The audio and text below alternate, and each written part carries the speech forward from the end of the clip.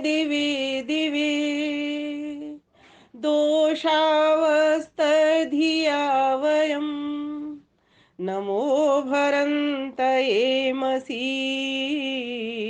नमो भरन्तये मसी। ॐ यो भूतं च भव्यं च सर्वं यश्चाधितिष्ठति स्वर्यस्य च केवलं तस्मै ज्येष्ठाय ब्रह्मणे नमः। ॐ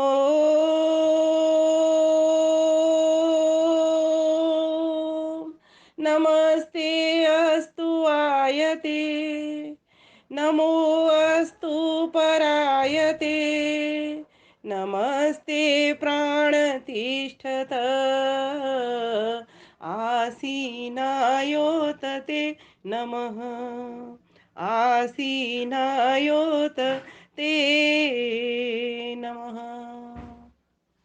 आर्य परिवार चंडीगढ़ से चल रहा यह विशेष सत्र सायंकालीन वेला में जबकि व्यक्ति ध्यानस्थ होता है, ऐसी बेला का दर्शन कराते हैं हमारे आदरणीय भ्राता जो इस कार्यक्रम के पूरे सूत्रधार हैं, संयोजक हैं और संचालक हैं। ऐसे भ्राता आदरणीय रवि कुमार आर्य जी सपत्नीक और सपरिवार पूरे आर्य परिवार को लेकर के आप सभी का दर्शन करा रहे हैं। जितने भी भाई बहन माताएं मैं देख रही हूँ यहाँ पर, सभी को हाथ जोड़ करके नमन वंदन और अभिनंदन कर रही हूँ। संख्या आपकी भी अच्छी जा रही है, मुझे यहाँ पर दिख रहे हैं 60। तो ऐसा नहीं है, माताओं से बढ़कर के हमारे जो भाई लोग हैं वे भी कम नहीं हैं। उनकी भावनाओं के कारण ही आज माताएं जुड़ पाई हैं। रवि भैया अगर इस कार्यक्रम को नहीं करते तो एक भी माता यहाँ पर नहीं जुड़ती। ये आपकी ग्रेटनेस है, महानता है कि आप महिलाओं को इतना ऊंचा दर्जा देते हैं और इस तरह से प्रेजेंट करते हैं अपनी बात को। लेकिन दोनों का बराबर है, मेरा ऐसा मानना है और ये आप भी जानते हैं कि वास्तव में भगवान की भक्ति जितना अच्छा पुरुष वर्ग करता है उतनी ही कहीं अच्छा महिला वर्ग भी करता है। वो तो अपने अपने संस्कार के ऊपर निर्भर करता है कि किस व्यक्ति के संस्कार कितने ऊंचे चढ़े हैं। तो ऐसे भैया जो कि हम सभी को मिलाने का काम करते हैं और अच्छे अच्छे वक्ताओं को बुला करके हमारा मार्गदर्शन करते हैं, ऐसे भैया को मैं प्रणाम करती हूँ और कार्यक्रम के लिए खूब खूब शुभकामनाएं बधाई देती हूँ। इसी प्रकार से इनके कार्यक्रम अनवरत चलते रहें, अनथक चलते रहें और हम सभी लोग प्रोग्रामों से लाभ उठा करके अपने जीवन को एक साधिका साधक बना करके और उस साध्य परमात्मा को पाने के लिए प्रयत्नशील रहें, जिस हेतु से ये मानव का हमको चोला मिला है। ये मानव का चोला तभी सफल होगा जब हम अपनी भावनाओं को उदात्त करते हुए और भगवान की ओर बढ़ेंगे। प्यारे भाइयों बहनों, वर्षों बीत गए, हम 50 के हो गए, 60 के हो गए, 70 के हो गए, 80 के हो गए। क्षम्यताम, स्वास्थ्य अभी भी मेरा थोड़ा कंठ की दृष्टि से ठीक नहीं है। बहुत वर्ष बीत गए और हम वर्षों से साधना करने में लगे हुए हैं, लेकिन फिर भी हम कहीं ना कहीं असफल दिखाई देते हैं। क्या हमने कभी सोचा है ऐसा क्या कारण है, ऐसी कहाँ कमी रह जाती है? क्या हमारा यहाँ पर आलस्य है या कहीं और कोई कहीं पर कई कमी दिखाई देती है? ऐसे मन के भीतर अगर हम सोचते हैं, माइक बंद कर लो।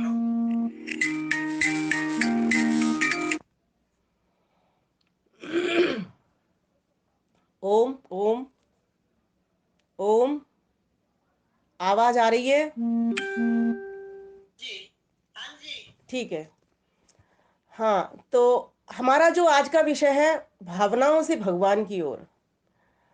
पहले तो इस भाव को ही समझ लेते हैं। भाव शब्द से भावना बना और भाव शब्द भू धातु से बना और भूकार भू सत्तायाम, उस परमेश्वर का नाम भू है जिसका कि भाव है, अभाव नहीं है। भाव में अगर अ जोड़ देते हैं तो सत्ता का नहीं होना। यहाँ पर हम भावों की बात कर रहे हैं, अर्थात हमारी जीवात्माओं की सत्ता है, परमात्मा की सत्ता है और प्रकृति की सत्ता है। तीनों सत्ता है। तीनों में हमको तालमेल बिठा करके चलना होगा। उसके लिए किस तरह से हम तालमेल बिठाएं जिससे कि हम उस परम पिता परमेश्वर के परमानंद को पाएं। विषय असल में मेरा आज का यही है। कहीं ना कहीं हमारी भावनाओं में कोई ना कोई ऐसी कमी रह जाती है जिसके कारण कि हम भगवान की ओर चाहते हुए भी नहीं बढ़ पाते। तो क्या मन के भीतर एक प्रश्न और आता है, क्या हम जो चाह कर रहे हैं क्या वो पूरी 100% ठीक है? तो उत्तर होगा कि मन में मात्र एक छोटा सा विचार तो आता है, लेकिन कहीं ना कहीं उस विचार को हम दबा देते हैं, कहीं सांसारिक दूसरे विचारों के द्वारा। वो परमात्मा है जब व्यक्ति को यह विश्वास हो जाता है कि मेरा जो मनुष्य का जीवन मुझको मिला है उस परमानंद की प्राप्ति के लिए, तो व्यक्ति फिर अपने भावों को भी सुदृढ़ करता है, सुंदर बनाता है। इन भावों को सुनने के लिए पहले तो भाव का अर्थ ही समझे हम। भाव का अर्थ होता है विचार, भाव का अर्थ होता है ख्याल, भाव का अर्थ होता है अभिप्राय, भाव का अर्थ होता है चेष्टा। बहुत सारे अर्थ हो सकते हैं, संगति परक हम भावों के अर्थों को लगाते हैं। लेकिन हम जहां यहां पर जो इन भावों की बात करने चले हैं वह तो मात्र एक ही भाव है। क्या? यज्ञ रूप प्रभु हमारे भाव उज्ज्वल कीजिए, छोड़ देवें छल कपट को मानसिक बल दीजिए। हे परमपिता परमेश्वर, ये संध्याकालीन वेला हो रही है, हमारे भीतर ऐसे भाव सुंदर बना दीजिए कि जिनके कारण हम आप तक पहुंच सकें। ध्यान देना, भाव प्रत्येक व्यक्ति के भीतर उठते हैं, पर उठते दो ही प्रकार के हैं, अच्छे उठेंगे या बुरे उठेंगे। जिसके जैसे संस्कार होंगे उसी प्रकार के उसके भीतर भाव उठेंगे। अब प्रश्न ये आता है कि संस्कार कैसे ठीक किए जाएं? तो इनके लिए भी है एक बहुत बढ़िया तरीका कि संस्कारों को धो सकते हैं हम। जैसे कि कोई वस्त्र मैला हो जाए उसको कैसे ठीक किया जाता है? उसको साबुन से ठीक किया जाता है। और उसमें सिकुड़ा मन आ जावे, सिकुड़ जावे वो कपड़ा, तो कैसे ठीक किया जाता है? उस पर इस्त्री किया जाता है, प्रेस किया जाता है। ठीक इसी प्रकार से इन भावों को सुंदर और अच्छे बनाने के लिए, उस परमात्मा से जुड़ने के लिए हमको क्या करना पड़ेगा? हमारे मन के भीतर जो कि संस्कार बुराई के प्रबल रूप से जम चुके हैं उसकी काई को घिस घिस करके धोना है। कैसे धुलेगी वो, कैसे होंगे शुद्ध? तो गीता में भी कहा है अभयम सत्व संशुद्धि, इस मन की शुद्धि करिए। अब ये कैसे होगा? तो मनुस्मृति में भी कहा है मनः सत्तेन शुध्यते, ये जो मन है वो सत्य से शुद्ध होगा। इसीलिए आपको बता दूं, महर्षि दयानंद सरस्वती ने इसी चीज को पकड़ा, मात्र एक सत्य को पकड़ा, और इस सत्य को पकड़ करके ही उन्होंने 4 अपने नियमों के भीतर इस सत्य को धार दिया। कैसे, क्यों? इसीलिए क्योंकि मन की शुद्धि सत्य के द्वारा ही होगी। जब व्यक्ति छल, झूठ, कपट, प्रपंच इन सारे कामों को करता है तो भगवान से दूर हो जाता है। निर्मल जन मन सोए मोए भावा, मोए कपट छल छिद्र न भावा। इसीलिए हमारी यज्ञ की प्रार्थना में भी यही बात कह दी जाती है कि प्रभु, यज्ञ रूप प्रभु हमारे भाव उज्ज्वल कीजिए, छोड़ देवे छल कपट को मानसिक बल दीजिए। लेकिन जितना जितना हम कह रहे हैं, क्या ये प्रार्थना करते वक्त हमारा विचार उस पर जाता है? क्या हम छोड़ने के लिए उद्यत होते हैं छल कपट और प्रपंच को और मिथ्यात्व को? तो उत्तर होगा कि कहीं ना कहीं हम फिर भूल जाते हैं प्रार्थना करने के बाद में। तो कैसे ये छूटेंगे, कैसे इसके दाग छुटाए जाएंगे? तो आपको एक बहुत बढ़िया तरीका जो महर्षि दयानंद सरस्वती ने बना करके दिया है हम सबके लिए, वह है आप जब संध्या करते हो तो एक एक शब्द के ऊपर विचार करते चले जाना। अभी आप में से कुछ भाइयों बहनों ने संध्या की होगी और अभी करेंगे इस प्रवचन के बाद में, और कुछ लोगों की तो अजपा जप की तरह अभी भी प्रवचन सुनते सुनते भी संध्या चल रही होगी। और वास्तव में एक जो प्रवचन होता है उसको भी जब हम सुनते हैं तो वो संध्या के भावों को ही कहता है। उसके भीतर बार बार मंत्रों में आता है क्या? ओम वाक वाक, प्रभु मेरी वाणी को शुद्ध करिए, मेरे विचारों को शुद्ध करिए, मेरी वाणी को स्वस्थ करिए, मेरी वाणी को व्यवस्थित करिए, मेरी वाणी को ऐसी बनाइए कि मैं हितकर बोलूं, प्रियकर बोलूं, रुचिकर बोलूं, सत्यकर बोलूं, हितकर बोलूं, उपदेशक बोलूं, जिससे किसी का भला हो। इसके लिए मुझे इतनी वाणी देना प्रभु कि मैं जितने साल तक जीऊं तब तक ये स्वस्थ ही बनी रहे, जब तब तक सबका भला ही बोलती रहे, सबके लिए भले की कामना ही करती रहे, ऐसी मुझे वाणी देना प्रभु। बार बार ये विचार आता है। क्या आवश्यकता थी महर्षि दयानंद सरस्वती को?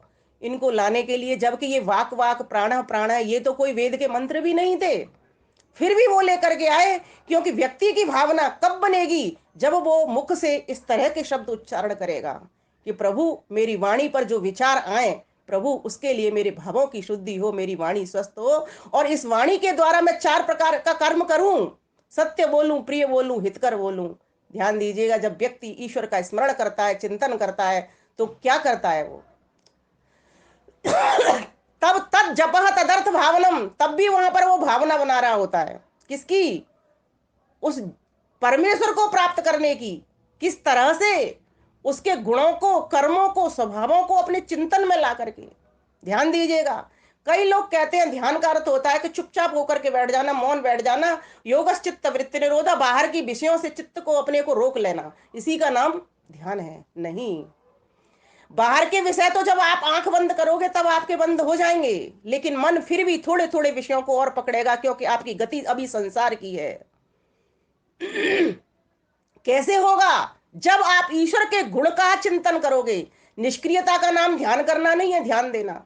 अंदर से आपको परमात्मा के गुण कर्म स्वभाव की भावना बनानी पड़ेगी। और वो कब बनेगी, जब आपके भीतर एक भी विकार नहीं रहना चाहिए। उसको धोने के लिए आपको उसकी समीपता करनी पड़ेगी, किसकी, जिसको प्राप्त करना चाहते हो, उस भगवान की समीपता करनी पड़ेगी। तब जाकर के वह आपके जो बुरे संस्कार जमे पड़े हुए हैं, बुरे दुर्भाव जमे पड़े हुए हैं, वे आपके छूटेंगे। इसके लिए जिस साबुन का प्रयोग किया जाएगा वो साबुन होंगे स्वयं परम पिता परमेश्वर, उससे बढ़िया कोई कास्टिक सोडा नहीं। इसीलिए कहा 2 बार तो अवश्य हर एक कोई 2 बार तो बैठे ही बैठे। एक राजा भी अपने कर्तव्यों का पालन करे, एक ब्राह्मण भी अपने कर्तव्यों का पालन करे, लेकिन एक गृहस्थी भी, चाहे किसी भी आश्रम का हो, चाहे किसी भी वर्ण का हो, इसको सामान्य रूप से समझ सकते हो, अधिक ना कहूंगी, वो भी 2 वक्त की संध्या तो वो अवश्य करे। और संध्या को तद जपह तदर्थ भावनम, इस भावना के साथ में करे कि जो मैं वाणी से, वैखरी वाणी, जो मैं शब्द उच्चारण कर रहा हूं, इसको कहता है वैखरी वाणी, मुंह से आवाज आना। एक होता है उपांशु जप, उसमें क्या होता है, होठ हिलते हैं, वाणी बंद हो जाती है। एक होता है पश्यंती, उसके भीतर क्या होता है, मानसिक जप चलता है, मन ही मन में सोचते हैं, ना होठ हिलते ना मुंह से उच्चारण करते। और एक होता है परा, उसमें सिर्फ अब आपका मन का भी कार्य नहीं है, अब आप आत्मा से सीधे परमात्मा से जुड़ रहे हैं, बहुत उच्चतम स्थिति होती है वो।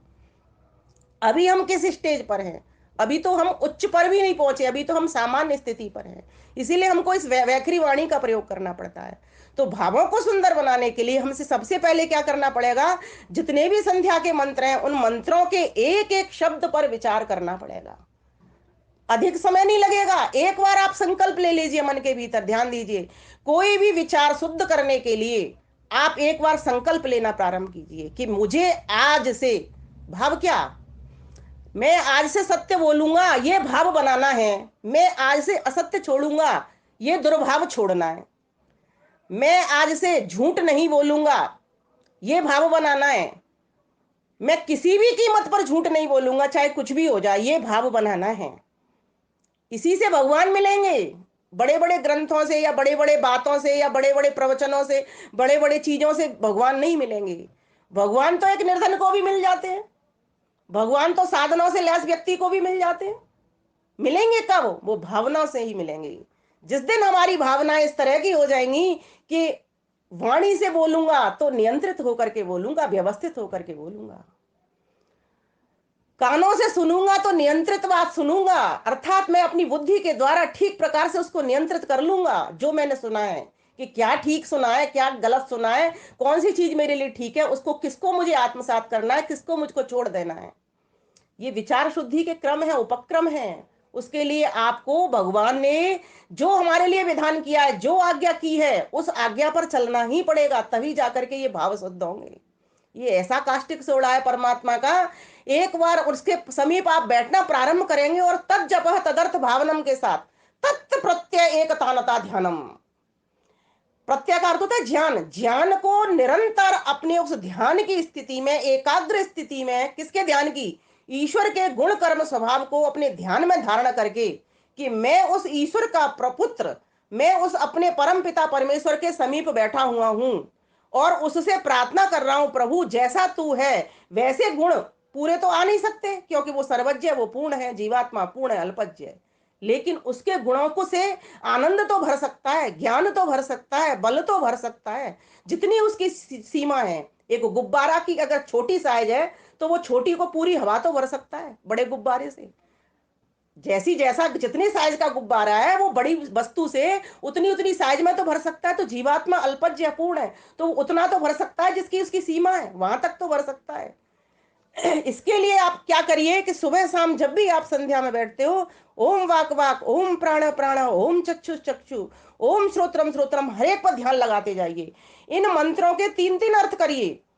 वाणी हमारी स्वस्थ तो हो ही, लड़खड़ाए ना, जिब्बा से गलत उच्चारण ना हो, एक अर्थ तो ये करिए।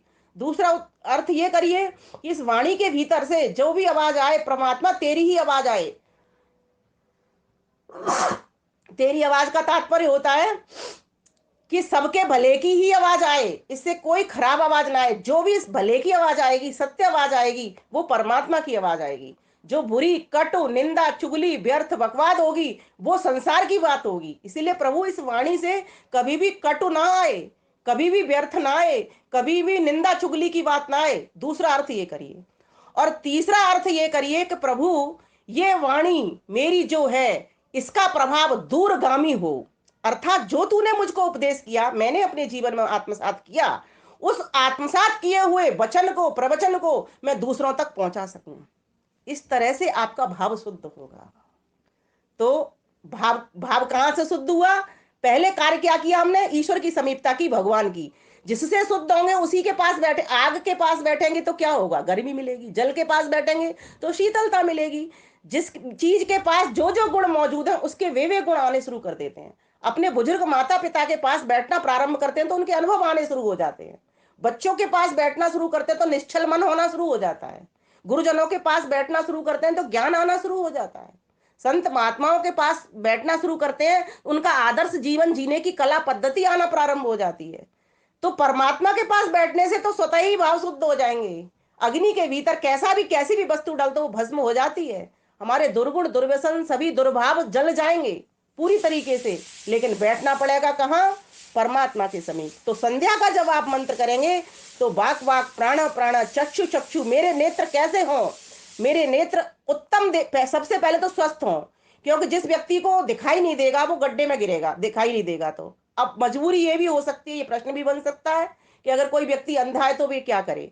ठीक है, उसके लिए तो उसकी लाठी सहारा होता है, उसके परिजन सहारा होते हैं, उसके पड़ोसी मित्र सहारे होते हैं, उसकी तो बात ही नहीं कर रहे। पर जिसको परमात्मा ने ये आंखें दी हैं तो पहला काम तो यही है कि इन आंखों को स्वस्थ करेंगे, तभी तो आप जाकर के संसार की वस्तुओं को देखोगे। और जब संसार की वस्तु को देखोगे तो संसार के दृष्टा का अनुभव होगा। जब दृष्टा का अनुभव होगा तो आपके भाव, मन के भीतर जो विचार बनेंगे वो दृष्टा के विचार बनेंगे और उसकी महिमा के विचार बनेंगे कि उस ईश्वर ने मुझे मिलाने के लिए संसार इतना सुंदर रंग बिरंगा बनाया है। अन्यथा वो क्यों बनाता? क्या आवश्यकता थी उसको? कोई फालतू तो हमारी तरह तो खेल खेलता नहीं है वो। उसका कोई प्रयोजन है? ये पूरा संसार भूतेन्द्रियात्मकम भोग अपवर्गर अर्थम दृश्यम, ये पूरी प्रकृति से ये विकृति अर्थात ये ब्रह्मांड बनाया उस परम पिता परमेश्वर ने, हम जीवों के कल्याण के लिए बनाया है कि हम उस परमात्मा से मिल सके। तो इन दृष्टि, ये दृष्टि परमात्मा मेरी कहां तक जाए, इसका दो अर्थ करिए। इसीलिए चक्षु चक्षु, परमात्मा ने दो आंख भी बनाई, एक खराब हो जाए दूसरे से देख लो। दूसरी बात, इसमें दो प्रकार का बल आ जाए, ये स्वस्थ तो रहे ही, हमारी इनकी दृष्टि भी अच्छी बने, ये नेत्र हमारे पवित्र हो जाएं। और इसके पवित्र होंगे कब? जब उस दृष्टा परमात्मा को हम देखेंगे। हर वस्तु में देखिए, हर व्यक्ति में देखिए, हर जीव जंतु में देखिए, हर प्राणी में देखिए। धर्म कोई चर्चा का विषय नहीं होता, ये प्रवचन का विषय नहीं है। आज मैंने लेख लिखा था, धर्म तो चर्या का विषय है, ये आपके जीवन में उतरना चाहिए। कोई भी बात हम कर रहे हैं, कोई भी काम हम कर रहे हैं, किसी से भी वार्तालाप कर रहे हैं, वहां पर आपका जप क्या है? उससे इतने नियंत्रित, व्यवस्थित, मधुर मुस्कान के साथ सत्य वार्ता करें कि उसमें भी हमको प्रभु नजर आए हमारे व्यवहार वार्ता में। एक चीज और मैं समझाना चाहती हूँ, उसको थोड़ा सा प्रकाश डाल रही हूँ कि हमारी जो वृत्तियां हैं ना, ये मन का एक व्यापार चलता है, व्यवहार चलता है। योग दर्शन में इसको ही वृत्तियां कहा गया है। ये 5 प्रकार की वहां पर वो लिखते हैं, वृत्तियां पंचतया क्लिष्टा क्लिष्टा। ये जो व्यवहार है वो 2 प्रकार का चलता है और 2 प्रकार से ये सुखदाई और दुखदाई होता है। है तो ये 5 प्रकार की वृत्तियां, 5 प्रकार का व्यवहार, लेकिन ये सुखदाई और दुखदाई होने से 2 प्रकार के इसके भेद किए गए हैं। जैसे मन के भीतर मेरे एक विचार चला, क्षम्यताम, मन के भीतर एक विचार चला, मैंने देखा, किसी वस्तु को देखा, तो पहली वृत्ति है प्रत्यक्ष, मैंने किसी वस्तु को देखा। अब अगर वो वस्तु मेरे अनुकूल है तो मुझे उससे सुख मिलेगा, और अगर मेरे प्रतिकूल है तो मुझे उससे दुख मिलेगा। ये मन का व्यापार है। तो फौरन मन ने उसको ग्रहण किया, उस वस्तु को देख करके अच्छा मित्र मिला, अगर उसको सामने दिखाई दिया आप उसके अनुकूल, तो वो खुश हो जाता है, और अगर उसके विपरीत शत्रु उसको दिखाई दिया तो वो दुखी हो जाता है कि हाँ ये तो मेरा शत्रु है, ये मेरा नुकसान करेगा। इसी प्रकार से इस प्रत्यक्ष, प्रमाण, प्रमाण, विपर्य, विकल्प, निद्रा, स्मृति, ये 5 प्रकार के भेद वहां पर योग दर्शन में आप देख सकते हैं, महर्षि पतंजलि ने किए हुए हैं। अब इसको समझना ये है कि यहां पर कि जैसे उन्होंने कहा कि प्रमाण, फिर कहा अनुमान, और फिर कहा आगम। आगम कहते हैं शब्द प्रमाण को। जैसे वेद के अनुकूल जितने भी ग्रंथ हैं उनसे हमने सुनी हुई बात है, पढ़ी हुई बात है, या किसी संत महात्मा से, विद्वान से सुनी पढ़ी हुई बात है, उसके अनुसार जैसे मैंने सुना कि कोई व्यक्ति हमारे घर आ रहा है, मिठाई लेकर के आ रहा है, ठीक है, ये बात मैंने सुनी, अब मैं खुश हो गई, है ना। और फिर मैंने सुना कि कोई व्यक्ति आ रहा है लेकिन खाली हाथ आ रहा है, तो मैं दुखी हो गई। इस प्रकार से मन के भीतर ये व्यापार चलता है, ये वृत्तियां चलती हैं। व्यक्ति फौरन सुखी होता है, फौरन दुखी होता है। इन वृत्तियों पर नियंत्रण करने का नाम धर्म है। तभी अगर व्यक्ति इन वृत्तियों पर नियंत्रण कर लेगा, तभी समझ लेना वो अपने भावों को शुद्ध कर पाएगा। आज व्यक्ति अपनी इंद्रियों पर न नियंत्रण करता, न इन वृत्तियों पर, व्यवहार पर नियंत्रण करता। जिस व्यक्ति को इस व्यवहार को करना आ जाता है, वो आएगा कब? जब हमको ये विवेक होगा ये वृत्तियां व्यापार करती कैसे हैं। जब उसको ये पता चल जाएगा कि ये संसारी चीजें हैं, ये व्यवहार जो है, और इसको हमको किस तरीके से रोकना है, तो फिर वो व्यक्ति सुखी हो जाएगा, फिर कभी दुखी होगा ही नहीं वो। जैसे मित्र को देखा तो सुखी हो जाता है, अमित्र को देखा तो दुखी हो जाता है। फिर मित्र आए चाहे शत्रु आए, वो सुखी दुखी कुछ होगा ही नहीं, वो एक सी अवस्था में बना रहेगा। तो फिर ये जो मन की वृत्ति है, प्रत्यक्ष देख करके भी होती है, सुन करके भी इस प्रकार का सुख दुख होता है हमको, और अनुमान से भी होता है। जैसे कि कहीं पर धुआं उठता देख लिया हमने, उससे उसके कारण का पता लग गया हमको कि कहीं पर आग लगी हुई है, तो व्यक्ति दुखी हो गया।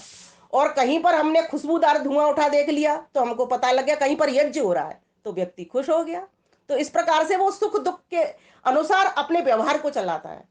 तो जब व्यक्ति को ये समझ में आ जाती है कि संसार के भीतर ये सब कुछ होता रहता है, तो वो व्यक्ति फटाफट चाहे दुख आने वाली वस्तु है वहां से अपने आप को हटा लेगा, और उस परमपिता परमेश्वर के गुण अनुवाद में अपने आप को जोड़ देगा कि ये तो संसार की वृत्तियां हैं और ये तो मुझे चलती ही रहेंगी। चाहे भले ही हमने आंख बंद कर ली होती है, लेकिन जो देखा है, सुना है, पढ़ा है, जो संस्कार हमारे चित्त के ऊपर बैठे हैं, वो तो बार बार ऊपर ऊपर उठ करके आएंगे। विचार तो उठेंगे ही। विचार ना उठे, नियंत्रित हो जाए, व्यवस्थित हो जाए, क्योंकि करने तो पड़ेंगे, भावों को शुद्ध करना है। तो ये संसार की चीजें तो भरमाने वाली हैं, अंधकार देने वाली हैं। तो विचारों को शुद्ध करने के लिए एक तरफ से तो हमको नियंत्रण रखना पड़ेगा इन वृत्तियों पर, संसारिक वृत्तियों पर, और एक तरफ से परमात्मा की ओर से वो दरवाजा खोलना पड़ेगा। जैसे 2 दरवाजे, एक दरवाजा संसार का, एक परमात्मा का। इधर संसार का दरवाजा बंद कर दिया तो परमात्मा का दरवाजा खोलने के लिए परमात्मा से चैट करनी पड़ेगी। जैसे व्हाट्सएप में एक ग्रुप में के बंद करके हम दूसरे ग्रुप में जाते हैं छोड़ करके, इसी प्रकार से संसार का दरवाजा बंद करके परमात्मा के दरवाजे पर हम पहुंचते हैं। लेकिन परमात्मा का दरवाजा का मतलब ये नहीं है कि संसार में परमात्मा नहीं रहता। ध्यान देना मेरे शब्दों के ऊपर। परमात्मा आपको आंतरिक मिलेगा, लेकिन जब आपके भीतर ये विचार संसार का उठेगा, तब आप क्या सोचोगे? मान लीजिए किसी प्रिय व्यक्ति की याद आ गई आपको, तो आप क्या सोचोगे कि प्रिय व्यक्ति के भीतर भी वो परमात्मा है। किसी अमित्र का भी ध्यान आ गया तो भी क्या सोचोगे? उस अमित्र के भीतर भी भगवान तो है ही। ईशावास्यमिदं सर्वम तो उस वक्त भी आपके ध्यान में बनेगा। इसलिए मैं कहती रहती हूं, धर्म चर्चा का विषय नहीं, धर्मचर्या का विषय है। जिसके जीवन में यह रहता है, हर जगह पर उसको फिर भगवान नजर आ जाते हैं। उसकी भावना इतनी सुदृढ़ हो जाती है, इतनी स्वस्थ हो जाती है, इतनी पवित्र और दिव्य बन जाती है कि अब उसको हर जगह भगवान नजर आते हैं।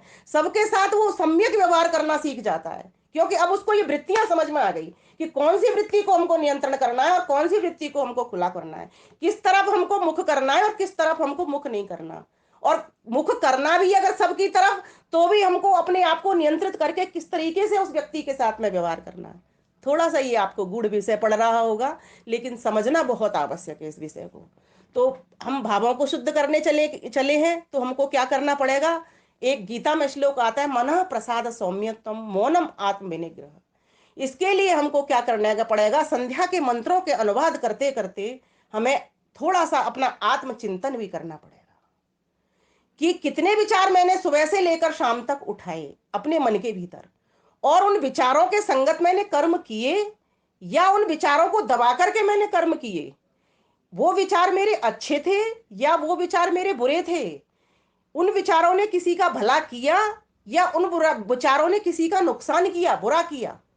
मन के भीतर ये विचार लाने पड़ेंगे।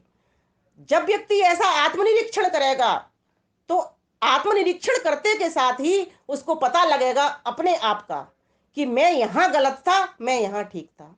गलत को छोड़ेगा और सही को वो पकड़ेगा। इस प्रकार से भी भावनाओं को वो अपनी को सुदृढ़ करेगा। तीसरी बात, मौनम आत्म विनिग्रह धीर विद्या सत्यम क्रोधो। मौनम, व्यक्ति जब मौन रहना प्रारंभ करता है, मौन का अर्थ ये नहीं कि चुप हो जाना। मौन का अर्थ ही सीधा सा है कि बाहर की वाणी को थोड़ी देर के लिए विराम दे करके उस मनन करना, चिंतन करना और उस परमपिता परमेश्वर का गुणानुवाद करने के लिए वृत्तियों को थोड़ी देर के लिए संसार की वस्तुओं से रोक करके, और अगर नहीं रुकती हैं तो संसार की वस्तुओं में ही उस परमात्मा का भ्रमण करना। ध्यान देना, क्योंकि बहुत लोगों की ये समस्या मेरे पास लिख करके आती है कि बहन जी हमारे भाव शुद्ध भी हैं, हम धर्म का काम भी कर रहे हैं, सब कुछ अच्छा कर रहे हैं, किसी का बुरा नहीं सोचते हैं, लेकिन हम ध्यान में बैठ नहीं पाते, हमारी विचार यात्रा संसार में चल पड़ती है। मैंने कोई बात नहीं, चलेगी। अभी हम स्टार्टिंग प्राथमिक कक्षा के विद्यार्थी हैं, प्रथम कक्षा के विद्यार्थी हैं। संसार की वस्तुओं में ही उस परमेश्वर को देख लो। भोजन की ध्यान आ गई, भोजन में देख लो ना। भोजन किसके कारण मिला है? ईश्वर के कारण मिला है। किस लिए मिला है? हमारे शरीर का पोषण करने, इस गाड़ी को चलाने, इस गाड़ी की पेट्रोलिंग ऑयलिंग करने के लिए, जिससे ये आत्मा अधिक टिकाऊ होकर के बैठ करके उस परमात्मा का लंबे काल तक भजन कर सके। ये अन्न क्या है? ये अन्न औषधि तो है। कोई भी वस्तु विचार में आती है आपके, कोई भी बाजार ध्यान में आता है, कोई भी शॉपिंग मॉल ध्यान में आता है, कुछ भी काम ध्यान में आता है, उसमें ईश्वर को देख जाओ ना। बस ये है विषय धर्म का हमारा। भावनाएं स्वस्थ करने के लिए, सुदृढ़ बनाने के लिए एक और बात मैं कहा करती हूं, जब व्यक्ति को उसका लाभ पता लग जाता है ना कि ईश्वर से हमको बहुत लाभ मिलता है। अच्छा एक बात बताइए, सर्वाधिक लाभ किससे मिलता है हमको? आप कहोगे ईश्वर से ही मिलता है, क्योंकि सुनी हुई बात है, ये पढ़ी हुई भी बात है, लेकिन अभी प्रत्यक्ष ये बात नहीं हुई है। लेकिन जब आप ये सोचोगे ना, एक सांस जब आप लेते हो, दूसरी सांस आपकी जाती है, तो एक सांस आप ग्रहण भी करते हो। जब आप इस पर विचार करोगे तो आपको लगेगा कि कोई शक्ति है जो इस सब चीज को दे रही है। कोई शक्ति ऐसी बड़ी है जिसने सभी जगह पर फल फूल और औषधि उगाई है। कोई शक्ति है जहां पर ये नदी जल वायु पूरे संसार का अगर आप एक बार भ्रमण चक्कर लगा दो मन ही मन के भीतर। इसीलिए आपने देखा होगा जब संध्या करते हैं ना, तो मनीषा परिक्रमा करते हैं, मन से परिक्रमा करते हैं। आपने देखा पूर्व से लेके पश्चिम, उत्तर से दक्षिण, ध्रुवा से ऊर्ध्वा, 6 दिशाओं में घूम जाते हैं। क्यों घूम जाते हैं? उसकी शक्ति को निहारने के लिए घूम जाते हैं। तो जब हम इन मंत्रों को बोलते हैं तो उसकी शक्ति नजर आती रहती है कि वो इधर से भी देख रहा है, वो पीछे से भी देख रहा है, वो दाएं से भी देखता है, बाएं से भी देखता है, वो नीचे से भी देखता है, ऊपर से भी देखता है। वो नीचे से भी आधार बना हुआ है, ऊपर से भी छत बना हुआ है। वो दाएं से भी रक्षा कर रहा है, वो बाएं से भी रक्षा कर रहा है। ऐसा भाव आपका भीतर बन जाता है। और किस तरह कर रहा है? अपनी दिव्य शक्तियों के द्वारा कर रहा है, जड़ देवों के द्वारा भी कर रहा है, चेतन देवों के द्वारा भी कर रहा है। वहीं वे पितर बन करके ऐश्वर्यवान लोग हैं, जो ऐश्वर्यवान लोग हैं, जो विद्वान लोग हैं, ज्ञानी लोग हैं, वे रक्षा कर रहे हैं, वे पालना कर रहे हैं, ईश्वर की ही के ही गुणों को आत्मसात करके कर रहे हैं। ये भावना आपके मन के भीतर, मन से परिक्रमा लगा जाते हो, जैसे मंदिर की लगाते हो ना तन से, यहां पर मन से आप परिक्रमा लगा जाते हो। महर्षि दयानंद सरस्वती को पता था ये कि पहले तो मैं इन इंद्रियों को स्वस्थ करने की बात करूंगा, इनका मार्जन करूंगा। जब ये मजेंगी, ये शुद्ध होंगी, तो इनके भीतर भावनाएं वो शुद्ध टिकेंगी। जब शुद्ध टिकेंगी वो, तो शुद्ध क्रिया में उतरेंगी। शुद्ध क्रिया में उतरेंगी तो शुद्ध परमात्मा का वर्ण करेंगी, 6 दिशाओं में विचरण करेंगी। वो देखेंगी कि हर जगह तो परमात्मा है। फिर जब विचरण करेंगी तो एक जगह मेरे पास देखते देखते वो महिमागान मंडित हो जाएंगी। तब वो सोचेंगी कि हाँ, ईश्वर सब जगह पर, और उसने हमारे भले के लिए, हमसे मिलाने के लिए ही ये सारी सृष्टि बनाई है। तब फिर वो ध्यान टिका जाएंगी, क्योंकि वो सोचेगी सर्वाधिक लाभ मुझे उसी से मिल रहा है। उसी के कारण तो सारे जीव जंतु नृत्य कर रहे हैं, उसी के कारण तो ये भोग की सामग्री मिली है, उसी के कारण ही तो मैं ये वेद का ज्ञान लेकर के अपवर्ग की यात्रा करने के लिए पहुंच रहा हूं। तो उसके मन के भीतर ये भावना उठेगी, तब फिर वो प्रभु क्या से क्या व्यक्ति करता है संध्या करते वक्त, तब वो कहता है कि प्रभु मैंने तेरा ये अद्भुत संसार देख लिया, अनीकम तेरा बल भी देख लिया मैंने, ये सूर्य चंद्र नक्षत्रों का बल भी देख लिया प्रभु मैंने, ये पर्वत पहाड़ कंदराएं भी मैंने तेरी देख ली, सब कुछ देख लिया। अब मैं ये चाहता हूं प्रभु, मुझे जो जीवन मिला है 100 वर्ष का, मैं चाहता हूं इसको और भी अधिक कर देना, भूयश्च सरदे सतात करना, क्योंकि मैं चाहता हूं तुझे ही निहारना, तुझसे एक पल भी मैं दूर रहना नहीं चाहता। ऐसी भावना दृढ़ हो जाएगी। और होगी कब? जब आप संध्या का पहला ही संकल्प लेकर के संध्या के मंत्र से सन्नो देवी रविष्ट है, ये संकल्प मन के भीतर कर लोगे कि मुझे उस परम पिता परमेश्वर से मिलना है और मुझे अपने भावों की शुद्धि करनी है। भावों की शुद्धि करते के साथ ही आप जब सोचोगे कि मुझे अपने प्राण और इंद्रिय मन सबको नियंत्रित, व्यवस्थित, संयमित, सुरक्षित, स्वस्थ, पवित्र, दिव्य बनाना है, तो जाकर के फिर आपको कोई माई का लाल नहीं जो रोक दे आपको ईश्वर को देखने से। ईश्वर हर जगह पर बैठा हुआ है, एक जीवात्मा ही है, वो अल्पज्य और अपूर्ण है और एक अदेशीय है, एक जगह पर बैठा है, यहां है तो चंडीगढ़ में नहीं है, चंडीगढ़ है तो यहां नहीं है, दिल्ली में नहीं है, और वर्ण करना चाहता है वो उस परम पिता परमेश्वर का। तो कितना बढ़िया ईश्वर की एक महिमा का गान मैं कहते नहीं थकती। ईश्वर ने एक व्यवस्था और कर दी है, लोग मंदिर मस्जिद में सब जगह ढूंढने जाते हैं उस भगवान को। भगवान हमारे भीतर ही है, कहीं जाने आने की भी आवश्यकता नहीं है। और जहां आप जाते हो वहीं पर आप भीतर अपने देख लेते हो, भीतर का ही मंदिर है ये। थोड़ी सी तस्वीर, थोड़ी सी गर्दन झुकाई, देख ले तस्वीर यार की, बस इतनी सी गर्दन झुकाने मात्र है, भीतर ही बैठा हुआ है, मौजूद है आपके परमपिता परमेश्वर।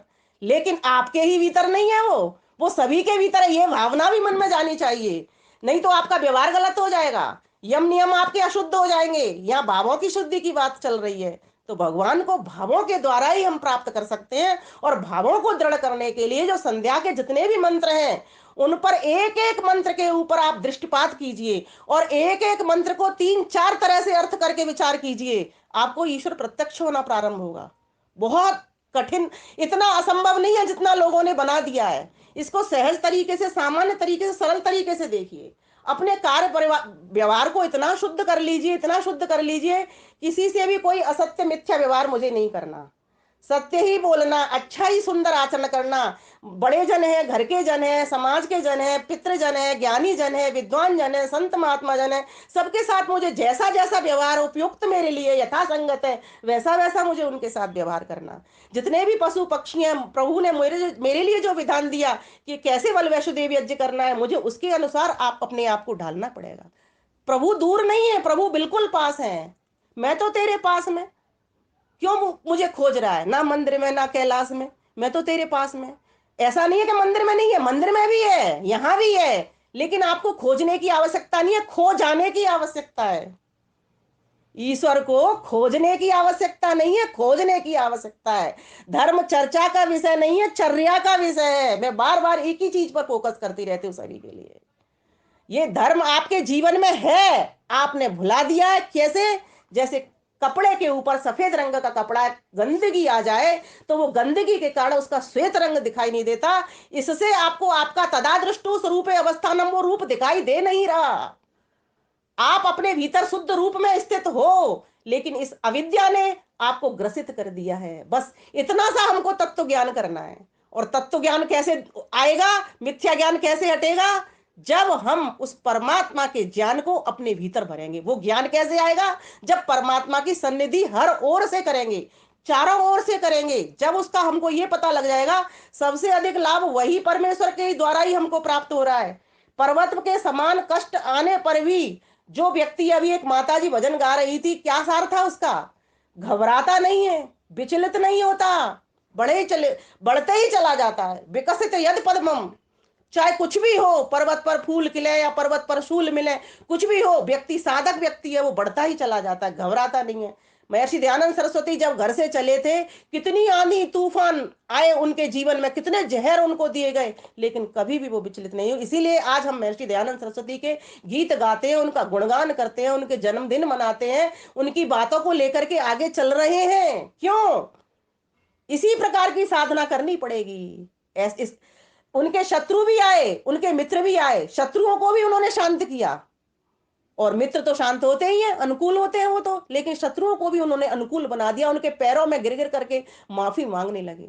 एक वेश्या को इतने गलत लोगों ने तैयार करके उनके पास भेजा, उसके लिए भी उन्होंने हाथ जोड़ करके माता देवी कह करके पुकार दिया, वो भी नतमस्तक हो गई, चरणों में गिर पड़ी। आपकी जीवन आपकी जीवनचर्या, आपकी दिनचर्या ऐसे धर्म से युक्त होनी चाहिए, ऐसे सत्य से युक्त होनी चाहिए।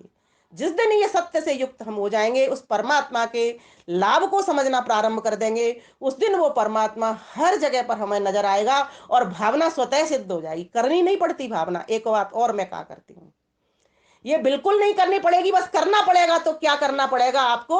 2 टाइम की संध्या, और 2 टाइम की संध्या भी प्रत्येक उसके मंत्र के एक एक शब्द पर 3 3 4 4 तरीके से अर्थ करके, और उस अर्थ की भावना मन के भीतर बना करके बिठा करके रखनी है कि मेरा ये जो जन्म मिला है, मुझे इसलिए मिला है कि मैं उस परम पिता परमेश्वर के पास जाऊं। नहीं तो बिना जन्म ईश्वर से मिल बिना ईश्वर से मिलने के लिए तो बहुत सारे पशु पक्षियों की योनियां, भोग योनियां पड़ी हुई, वो कोई नहीं मिल सकते। वो भजन नहीं कर सकते, वो यज्ञ नहीं कर सकते, वो भावना शुद्ध नहीं कर सकते। जैसा बंधन में उनको बांध दिया वैसे ही रह रहे हैं। किसी पशु को किसी खूंटे से बांध देते हैं, बेचारा बंधा रहता है, और वो खूंटे से बंधे के समान ही है। और अगर हमारी भी यही स्थिति रही तो और हम में और उनमें अंतर कोई भी कहीं भी नहीं रह जाता। तो भावनाओं के शुद्ध करने के लिए भगवान की आज्ञा में तत्पर होना प्रारंभ कर दीजिए, यही ईश्वर की भक्ति है। और भगवान के पास बैठेंगे तो भावना अपने आप ही सुदृढ़ हो जाएगी। तो आइए गीत का आनंद ले लेते हैं, फिर संध्या करेंगे। आज मेरी भी संध्या नहीं हो पाई थी। हम सब मिल करके संध्या करेंगे और संध्या से अपने भावों को मजबूत करेंगे, और भावों को मजबूत करते हुए भगवान की ओर बढ़ेंगे। और भगवान की ओर हम सभी बढ़ ही रहे हैं, लेकिन कहीं ना कहीं कोई ना कोई परेशानी दिक्कत ऐसी हमारी हो जाती है कि अपने स्वार्थ की, चंद स्वार्थ के चलते अपनी जो सुंदर उठी हुई भावना है, शुद्ध स्वरूप है, उसको हम देख नहीं पाते हैं। जिस दिन देखिए भगवान कैसे दिखेंगे, अपना मुख कैसे दिखता है? स्वच्छ जल हो तो दिखेगा, अगर जल जल हिल रहा है तो नहीं दिखेगा, अगर जल हिल रहा है तो नहीं दिखेगा, बहुत सारे चेहरे दिखेंगे। जैसे मैं कहा करती हूँ, एक शीशा को देखिए, सबसे अच्छा उदाहरण है। शीशा को देखिए, शीशा चटका हुआ है तो मुंह नहीं ढंग से दिखता, शीशे पे मैल पड़ी है तो मुंह ठीक से नहीं दिखता, शीशे पर कर्टेन पड़ा है तो मुंह ठीक से नहीं दिखता। कैसे कब दिखता है? जब शीशा एकदम स्वच्छ है। तो आपका मन जब शुद्ध होगा, पवित्र होगा, और वो कैसे होगा? पवित्र परमेश्वर के पास बैठने से होगा। और पवित्र परमेश्वर से कैसे ज्ञान मिलेगा? जैसे अग्नि के पास बैठने से हमारा शीत चला जाता है, उसी प्रकार से उस परमपिता परमेश्वर की समीपता करने से हमारे दुर्गुण, दुर्व्यसन, दुर्भाव, दुर्विचार सारे के सारे समाप्त हो जाएंगे, स्वतः होने शुरू हो जाएंगे। एक बार इस प्रयास को करके देखिए। हम संध्या को फॉर्मेलिटी के रूप में ना करें, इसको इसीलिए करें कि ईश्वर से मिलाने की एक पद्धति है, ये ईश्वर से मिलाने का एक साधन है। और हमें तालमेल कहाँ मिटाना? एक तो संध्या के मंत्रों में, एक अपने मन बुद्धि में, है ना, और एक अपनी स्थिति में। 3 जगह पे हमें तालमेल मिठाना है बस। 3 जगह का तालमेल जिस दिन बैठ जाएगा, उस दिन आप अपने ध्यान में, भजन में, जप में सफल हो जाओगे। न कर्म करती साधन वैगुण्यात, न्याय दर्शन दूसरे अध्याय का प्रथम आन्निक है, 58वां सूत्र है ये। वहां पर क्या कहा गया कि हमारा कर्ता, हमारा कर्म और हमारा साधन तीनों ठीक नहीं है। या तो इनमें से 2 ठीक है, जैसे कर्म ठीक है और कर्ता ठीक है, लेकिन साधन ठीक नहीं है, तो भी हमको सफलता नहीं मिलेगी। कर्ता ठीक है, साधन ठीक है, कर्म ठीक नहीं है, तो भी सफलता नहीं मिलेगी। ठीक है? तो हमें यह समझना पड़ेगा, अपना साधन ठीक करना है। मीन्स जब हम ध्यान करने के लिए ईश्वर के पास बैठे हैं, ठीक है, तो हमारी स्थिति ऐसी होनी चाहिए कि संसार भी अगर हमारे बीच में मन में आ जाए, कोई बात नहीं, उसको सहज लेना है। उसमें ही भगवान को देखने लग जाओ, उसके भीतर भी भगवान है। अमित्र आ जाए, मित्र आ जाए, कोई भी आ जाए, कोई भी प्राणी आ जाए, सास आ जाए, जेठानी आ जाए, देवरानी, उसमें भगवान देख जाओ बस। आपने इतनी सी स्थिति बनानी है। पति आ जाए, भगवान देख जाओ, उसके भीतर भी भगवान है। ऐसी स्थिति बनानी है। मन के भीतर फिर बुरा बुरा विचार आएगा ही नहीं, आप स्थान ही मत दो ना। महर्षि दयानंद सरस्वती को बहुत से लोगों ने कहा कि आप सन्यासी हैं और क्या ब्रह्मचारी बन करके रहते हैं, क्या आपको एक भी विचार काम का नहीं आता? उन्होंने क्या उत्तर दिया? उन्होंने कहा, मैं स्थान ही रिक्त नहीं छोड़ता। अपने आप को ईश्वर पर ऐसे समर्पण की भावना से, यदस्नासी यद जो यददासी ददासी यत, गीता का श्लोक कहता है कि उस परमेश्वर को इस प्रकार से वर्ण कर लो। खा रहे हो, पी रहे हो, चल रहे हो, बैठ रहे हो, हवन कर रहे हो, दान दक्षिणा कर रहे हो, पुण्य का काम कर रहे हो, हर एक चीज में देखो, क्योंकि उसी की शक्ति से कर रहे हो और उसी की सामग्री को कर रहे हैं। उसी की बुद्धि से, 3 बातें मेरे साथ आप मन मन में दोहराएंगे, उसी की बुद्धि से, उसी की शक्ति से और उसी की सामग्री से आप सारा काम कर पा रहे हो। आपका अपना कुछ भी नहीं है, मात्र 1% श्रम लगता है। माता पिता की कृपा, ईश्वर की कृपा, गुरुजनों की कृपा, सामाजिक प्राणियों की कृपा, पशु पक्षियों की कृपा, सभी दिशाओं की कृपा, ये सबको आपको आपको मिल रही है। आपका श्रम मात्र 1% है और उस 1%, 1% श्रम को भी हम करना नहीं चाहते। तो क्या करना होगा इसके लिए? दोनों वक्त की जब हम संध्या करेंगे, इतने तल्लीन होकर के संध्या करेंगे कि प्रभु मेरे सभी अंग उपांग भद्रम कर्णे वे शुड़याम देवा भद्रम पश्येमाक्ष वीर्य जत्रा स्थिरैरंगैः स्तुष्टवान् सस्तनु भीर्यसेमहि देवहितम यदायु। हे परम पिता परमेश्वर, भद्रम कर्णे वे, इन कानों से हमेशा भद्र सुनता रहूं, इन आंखों से हमेशा भद्र देखता रहूं। अब आप कहोगे कि इन कानों से हमेशा भद्र कैसे सुनोगे, डीजे बज रहा है, कैसे सुनोगे? यही तो नियंत्रण है। मैं तो भजन लिख जाती हूँ, कोई फिल्मी गीत चल रहा होता है, मेरा तो भजन निकल जाता है उस पे। ये है धर्म की चर्या। आपके जीवन में अगर आपके धर्म है तो उसी प्रकार के विचार आपके बनते शुरू हो जाएंगे। शीला की जवानी चल रहा था, मुझे तो परमात्मा की जवानी नजर आ गई कि ईश्वर युवा है, कभी बूढ़ा नहीं होता, मेरे तो ईश्वर का भजन लिख गया। तर्ज भी आ जाती है, भाव भी वो बन जाते हैं। कैसे बन जाते हैं कि पूरा समय मेरा पुस्तकों के अलावा, पुस्तक तो अब मैं बहुत कम देख पाती हूँ, जितना अनुभव मेरा आता है चिंतन से आता है। रसोई का काम कर रही होती हूँ, आज भी मैं बोल रही हूँ आपको, मैं बिना पढ़े बोल रही हूँ, आपको देख करके बोल रही हूँ, समझ करके बोल रही हूँ। और मैं रसोई में भी खड़ी होती हूँ, कोई भी काम कर रही होती हूँ, गाजर छीलूं, मटर काट छीलूं या कोई भी काम करूं, वो उसमें मुझे ईश्वरी नजर आ रहा होता है। मैं कभी कभी तो ऐसे खो जाती हूँ, देखो ये गाजर बनाई किस तरीके से बनाई, और इसमें छिलका कितना सा दिया है ना, और इसमें कैसे रस डाले, कैसे कैसे गुणों से बनी ये। ऐसे आप खोना प्रारंभ करिए, आपको प्रभु साक्षात नजर आ जाएगा। लोग कहते हैं प्रत्यक्ष करेंगे, प्रत्यक्ष करेंगे, अरे प्रत्यक्ष हुआ ही हुआ है। वो मात्र एक भावना आपने ऐसी करनी है। मटर छील रहे हो, आपको पता लगेगा कैसे करीने से मटर लगा दिए उसने, है ना, और एक भी गलत नहीं होती, बिल्कुल जिस तरीके की उसकी आकृति है उसी में बिठा रखे हैं उसने, उसी शेप के। जैसे एक व्यक्ति कढ़ाई करता है ना, कसीदा, जैसे मान ली इतना स्पेस दिया है उसको, तो उसी स्पेस में वो भरेगा उसको। मेहंदी की डिजाइन जब बनती है तो उसी स्पेस में भरी जाती है ना। ईश्वर ने बिल्कुल उसी तरीके से उसमें मटर के दाने लगाए हैं।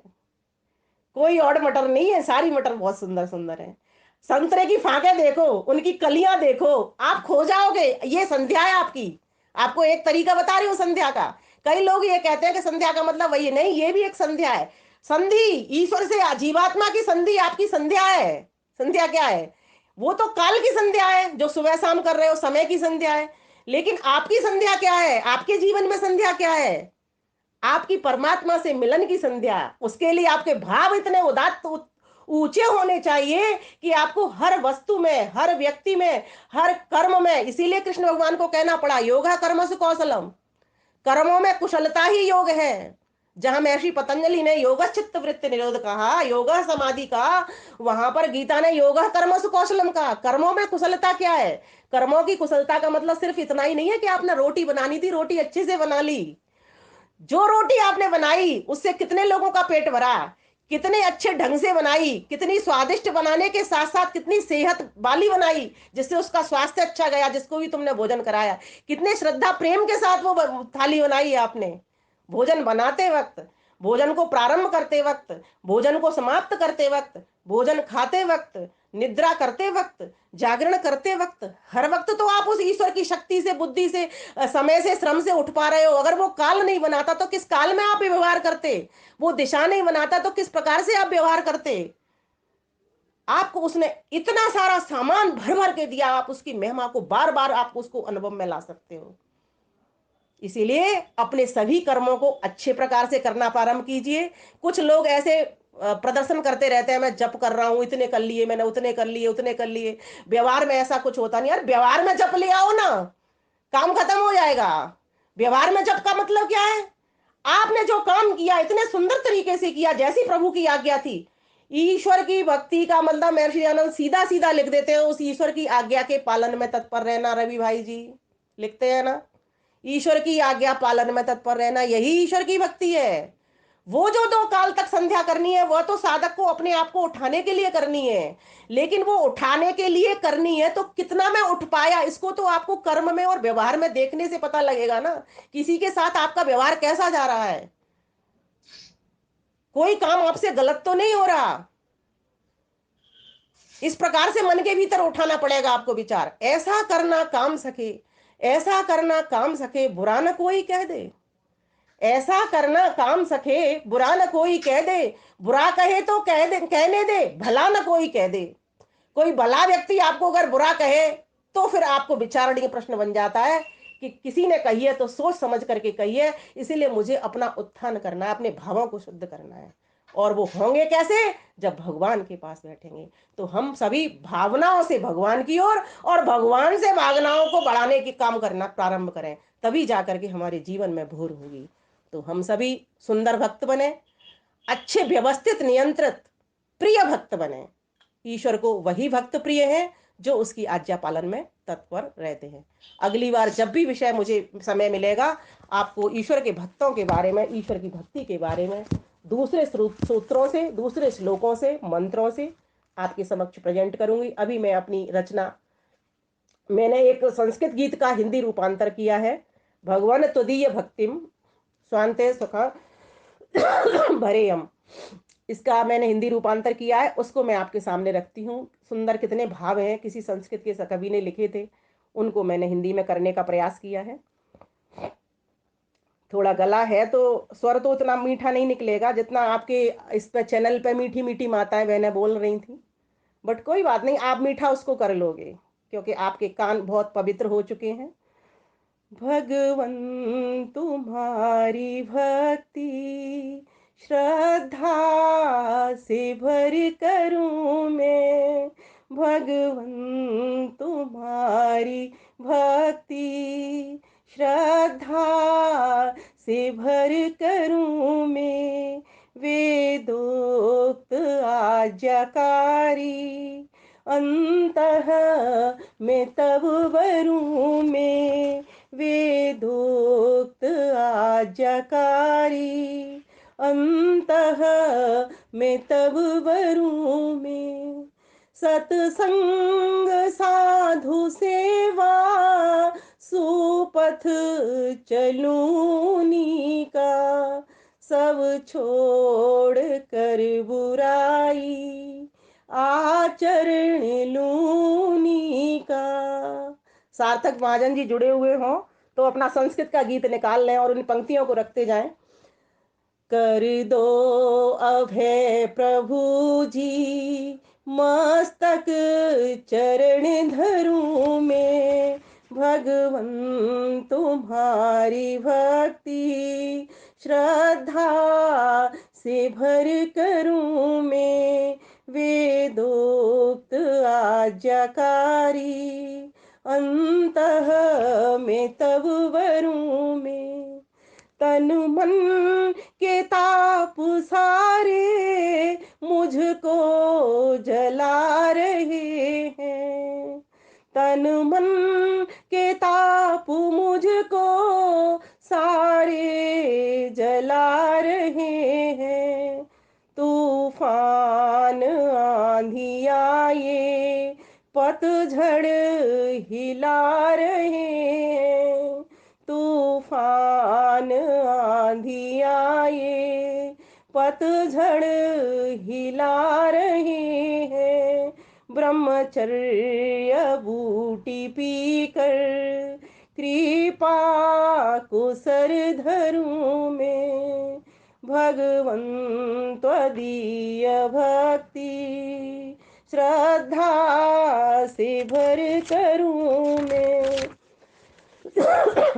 खेलों में ना गवाए अनमोल मनुज जीवन, विषयों में ना गवाए अनमोल मनुज जीवन, तब ज्ञान से नहाकर महकाए सारा तन मन, तब ज्ञान से नहाकर महकाए सारा तन मन, खा विमल वेद गोता, भव सिंधु से तरुं में, खा विमल वेद गोता, भव सिंधु से तरुं में। भगवन तुम्हारी भक्ति श्रद्धा से भर करूं मैं, वेदोक्त आज्ञाकारी अंतः में तब वरूं मैं। इस प्रकार से प्यारे भाइयों बहनों, हम सभी उस भगवान की समीपता को ग्रहण करें, उसके वेदानुकूल ग्रंथों को पढ़ें, उसकी बात को माने और उसको चारों ओर निहारें और उसको हर वक्त आभारें। उसको चारों ओर निहारें, उसको हर ओर निहारें, चारों ओर निहारें और उसको हर वक्त आभारें, क्योंकि उसी की कृपा के कारण मेरा सुबह हुआ और उसी की कृपा के कारण मेरा दिन सुखमय बीता और उसी की कृपा के कारण मेरी रात्रि भी सुंदर बीतेगी। ऐसा सुंदर भाव, इसी को तो सुमन कहते हैं। सुंदर मन मेरा हो जाए प्रभु, शिव संकल्प मस्तु। ये सारे मंत्र इसके साथ लग जाएंगे। रात्रि के सोने वाले प्रातः जागरण के मंत्र पढ़िए, रात्रि को सोते वक्त मंत्र पढ़िए। इन मंत्रों के एक एक शब्द पर विचार करिए। बहुत सारे मेरे वीडियोज इन मंत्रों के चैनल पर पड़े हुए हैं, वहां से आप लाभ ले सकते हैं। और भी मेरे लिए कोई आज्ञा आपकी हो, आपका आदेश हो, तो मैं उसको सहर्ष स्वीकार करती हूँ। भ्राता रवि आर जी का और बहन जी मुझे दिखाई दे रही हैं, सभी का, जितने भी माताएं बहन भाई यहाँ पर जुड़े हुए हैं, सभी को हार्दिक नमन वंदन अभिनंदन करती हूँ, धन्यवाद करती हूँ।